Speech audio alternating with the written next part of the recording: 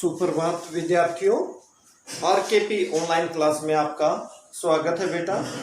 जो हम 3 पदों की व्याख्या कर चुके थे, चौथे की व्याख्या रह गई थी, वाक्य की या वाणी की। पाठ 10 कर रहे थे हम। तो चौथे वाक्य में देखिए क्या कहते हैं कवियत्री थल थल में बसता है शिव ही। थल थल होता है सर्वत्र या कण कण में क्या बसता है? शिव ही। शिव ईश्वर के लिए आया है यहाँ। शिव वरना आप किसके लिए करते हो? शिव जी के लिए करते हो। लेकिन शिव जी ईश्वर नहीं थे, कैलाश पर्वत के एक राजा थे, ठीक है। लेकिन शिव ईश्वर के पर्यायवाची, लेकिन ईश्वर को रूप दे दिया गया है। वैसे लल्लद ने निराकार ईश्वर के लिए शिव का प्रयोग किया है। महर्षि दयानंद सरस्वती ने, जैसे मैंने बताया है, जो ईश्वर के पर्यायवाची दिए हैं प्रथम सुमोल्लास में, उनके द्वारा लिखित सत्यार्थ प्रकाश बुक है। उसमें बेटा शिव के 100 या ईश्वर के पर्यायवाची बताए 100 के करीब। ब्रह्मा, आदित्य, शिव, गायत्री, ऐसे अलग अलग नाम दिए हैं। भेद न करे क्या हिंदू मुसलमान। हिंदू और मुसलमान में किसी प्रकार का भेदभाव नहीं करना चाहिए। ज्ञानी है तो स्वयं को जान।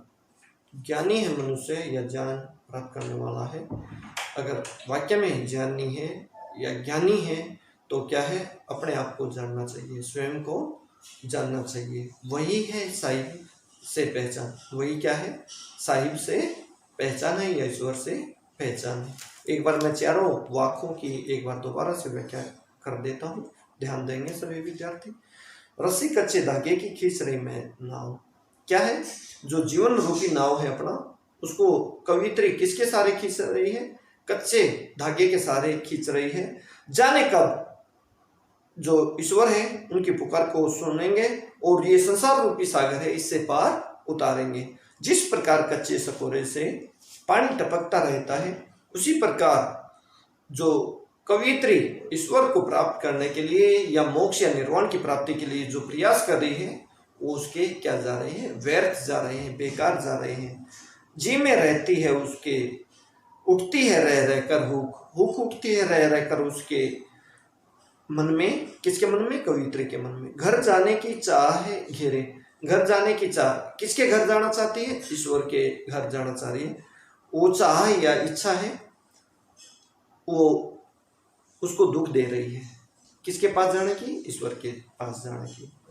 खा खाकर कुछ पाएगा नहीं, न खाकर बनेगा अहंकारी। ना खाकर क्या है मनुष्य, या खा खाकर कुछ पाएगा नहीं और न खाकर क्या बन जाएगा? अहंकार की भावना आ जाती है। सम खा तभी होगा संभावी। सम खाना, जो अपनी इंद्रियां हैं उनको क्या है? वश में रखना या किसी प्रकार का भेदभाव ना करने देना उनसे। तो उससे क्या होगा? संभावी, समानता की भावना आएगी मनुष्य के अंदर। खुलेगी साकल बंद द्वार की। साकल होता है कुंडी, जो दरवाजे की कुंडी है वो खुल जाएगी, अर्थात हमारा मन है दुर्भावनाओं से क्या हो जाएगा? मुक्त हो जाएगा बेटा। या लोभ या लालच है उससे दूर हो जाएगा। आगे देखिए, आई सीधी राह से गई ने सीधी राह। इस संसार में हम आते हैं तो ईश्वर से क्या अपेक्षा होती है हमारी कि भाई सहज अच्छा जीवन जिएंगे, ईश्वर उपासना करेंगे, ठीक है। गई न सीधी राह, लेकिन जाते हुए हमारे पास अच्छे कर्म नहीं होते हैं, इस संसार से विदा होते हैं, जबकि अच्छे कर्म होने चाहिए हमारे पास। सुषुम्न सेतु पर खड़ी थी, बीत गया तीना। सुषुम्ना नाड़ी के ऊपर जिसके सारे हमारा जीवन चलता है, उस पर क्या है? हमारा जीवन बीत गया पूरा। जेब टटोली कोड़ी न पाई। जेब टटोली होता है आत्म लोचन करना, आत्म निरीक्षण करना। उसमें क्या है? एक कोड़ी या पैसा देना नहीं मिला। मांझी को दो क्या उतराई। मांझी यहाँ ईश्वर के लिए आया है, उस मांझी को या ईश्वर को उतराई के रूप में क्या दो। आगे थल थल में बसता है शिव ही।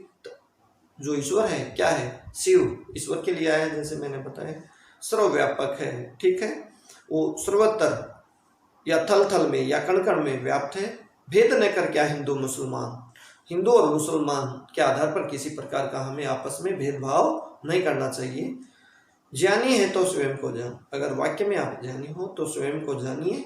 वही है साहिब से पहचान। वही साहिब या ईश्वर से पहचान है। जैसे मैंने बताया भाई, स्वयं को जानना, महर्षि दयानंद सरस्वती के बारे में बताया मैंने। वो घूमता रहा इधर उधर ईश्वर प्राप्ति के लिए। 10-12 साल के ने अपना घर परिवार छोड़ दिया था। किसी ने बोला भाई आप दुर्व्यय से नहीं बनो तब ईश्वर प्राप्त कर सकते हो। किसी ने बोला भाई हिमालय पर जाओ, वहाँ पर भी गए। किसी ने कहा भूखे रहो, तब भूखे रहकर भी देखा। लेकिन लास्ट में आखिर में किसी ने बताया आपके जो प्रश्न उत्तर है भाई इनका समाधान कौन कर सकते हैं, विरजानंद करेंगे। तो मथुरा में विरजानंद के पास गए। वहाँ विरजानंद के पास जाने के बाद जो भी उसकी शंकाएं थी महर्षि दयानंद के मन की, तो वहाँ विरजानंद के पास गए। जंगल में रहते थे, बताते हैं कुटिया या जो भी थी उसमें रहते थे। वहाँ बाहर से कुंडी खटखटाई, दरवाज़ा खटखटाया जो भी था, तो अंदर से आवाज़ आई कि भाई कौन। तो महर्षि दयानंद ने सर उत्तर दिया था कि यही जानने आया हूँ मैं यहाँ कि मैं कौन हूँ। तो विरजानंद को भी पता लग गया था उस समय कि हाँ भाई बहुत ही अच्छा शिष्य आया, वाक्य में कुछ जानना चाहता है। तो महर्षि दयानंद ने भी यही उत्तर दिया था विरजानंद को कि मैं यहाँ यही जानने आया हूँ कि मैं कौन हूँ। तो इस प्रकार से जैसे मैंने बताया बेटा, स्वयं को जानने का प्रयास करना चाहिए। गुरु के पास जो स्वयं को जानने के लिए गए थे महर्षि दयानंद, तो इस प्रकार से इसकी व्याख्या आपको ध्यानपूर्वक करनी है।